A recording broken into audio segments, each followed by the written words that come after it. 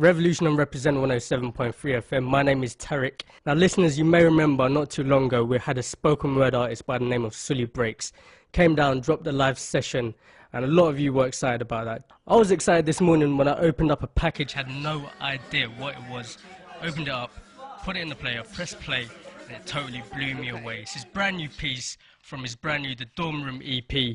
I'm gonna have to let spoken word do what it does best and let it speak for itself. Brand new Sully Breaks.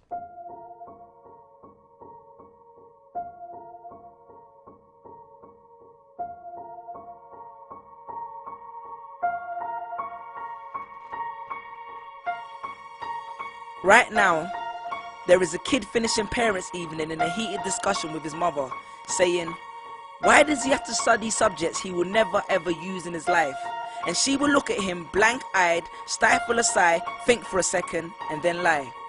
She'll say something along the lines of, you know, to get a good job you need a good degree, and these subjects will help you get a good degree. We never had this opportunity when I was younger. And he will reply, but you were young a long time ago, weren't you, Mum? And she won't respond, although what he implies makes perfect sense, that society's needs would have changed since she was 16.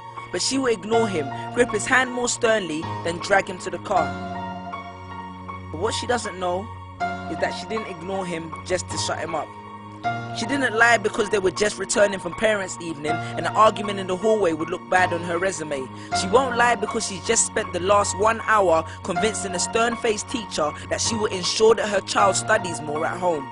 No, she will lie simply because she does not know any better herself.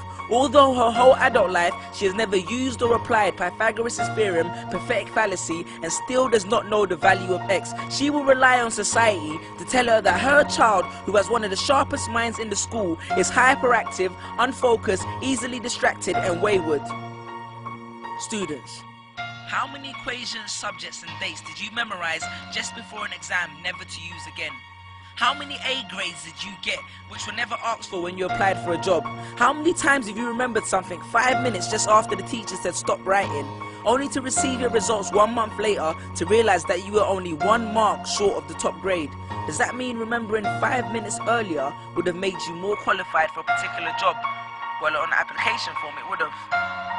We all have different abilities, thought processes, experiences and genes. So why is a class full of individuals tested by the same means? So does that mean Sherelle thinks she's dumb because she couldn't do a couple of sums? And if this issue is not addressed properly, it then becomes a self-fulfilling prophecy. Then every school has the audacity to have a policy on equality. The irony. Exams are society's methods of telling you what you're worth. But you can't let society tell you what you are, because it's the same society that tells you that abortion is wrong but then looks down on teenage parents. The same society that sells products to promote natural hair, looks and smooth complexion, with the model on the box half photoshopped and has fake lashes and hair extensions, with pastors that preach charity but own private jets, imams that preach against greed but are all fat, parents that say they want educated kids but constantly marvel at how rich Richard Branson is, governments that preach peace but endorse wars, that say they believe so much in the importance of higher education and further learning, then why increase tuition fees every single year?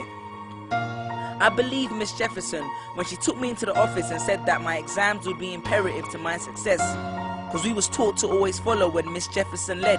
But then I took Jefferson out of the equation and learned to think for myself. I realized we was taught to always follow when Miss led. The irony. Test us with tests, but the finals are never final, because they never prepare us for the biggest test, which is survival.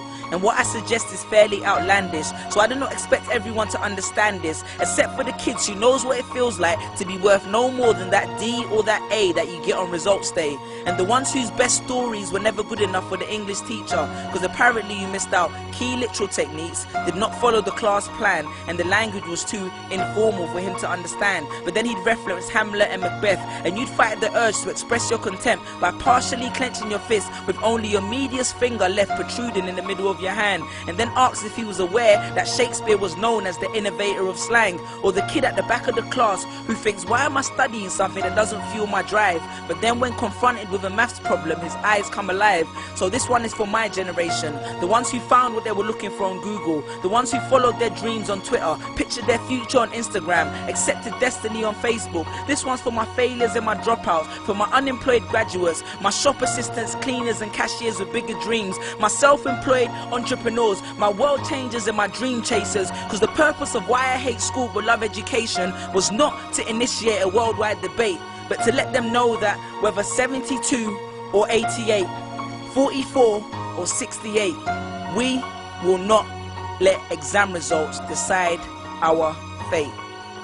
Peace.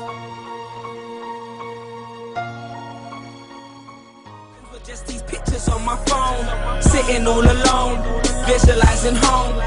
And all my friends were just these pictures on my phone, pictures on my phone.